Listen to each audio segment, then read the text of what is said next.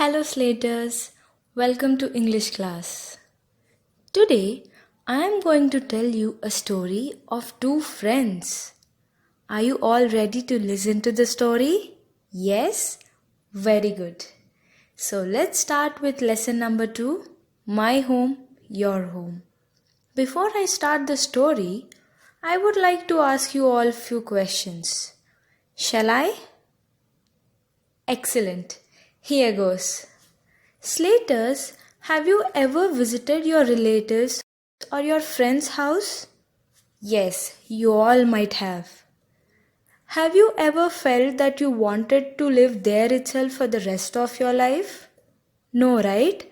Because we all love to stay at our home only.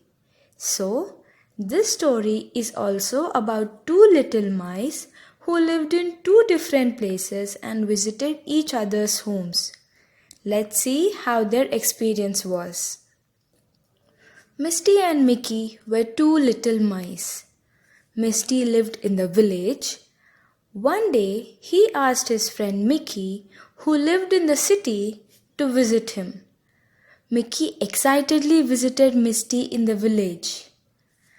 As soon as they sat for dinner, Misty offered him barley and cauliflower to eat. Mickey was surprised. He said, "You do not eat well at all." And he started to share his experience in the city. He said, "I have all sorts of fine things to eat every day." Misty was enjoying it. Then Mickey asked Misty to visit him.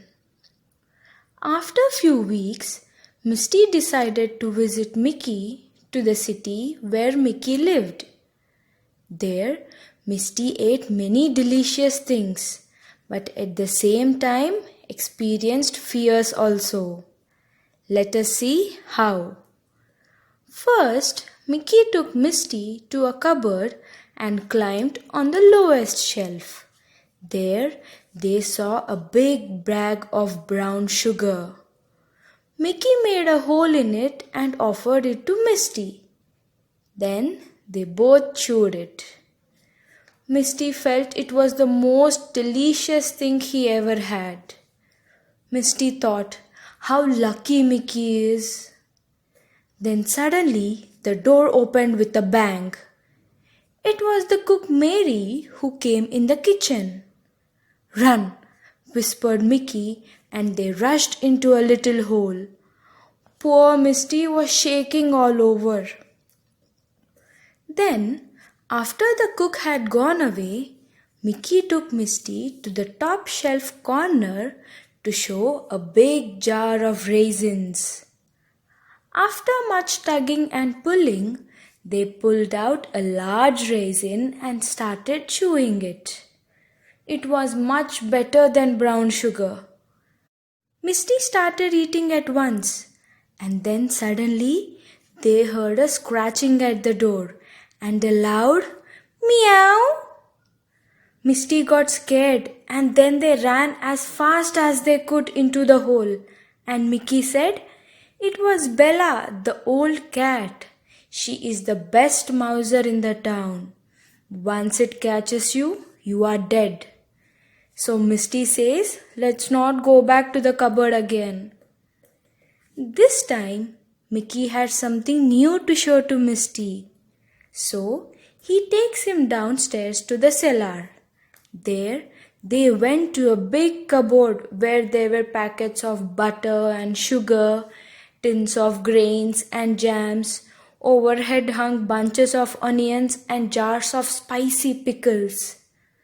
It all smelled so good that he ran along the shelf and had a bit of grain here and a bit of butter there. Then suddenly he sees an especially rich, delicious piece of cheese on a funny little stand and runs towards it. Mickey shouts, "Stop, stop!" and says, "The minute you touch the cheese with your teeth, something comes down on your head and then you are dead." Misty says, "I think I will go home. It's good to have brown sugar, raisins, butter and grains, but each time I can't be scared to death. I would rather have barley and cauliflower to eat and eat it in peace. So, Slaters, tell me, how was the story? Interesting, funny, nice? Yes, and even knowledgeable for us. What lesson do we learn from this? Yes, we learn that we should be happy with what we have and never be greedy. There are many morals for this, so think about them. We will discuss them in the class. This lesson also teaches us that a perfect home for one may not suit another person at all. Have you experienced this? Okay, let's have a few more questions. Slaters, what would you do if you were in the place of Misty? Did Misty take the right decision of going back to village? How did Misty feel after returning to his home?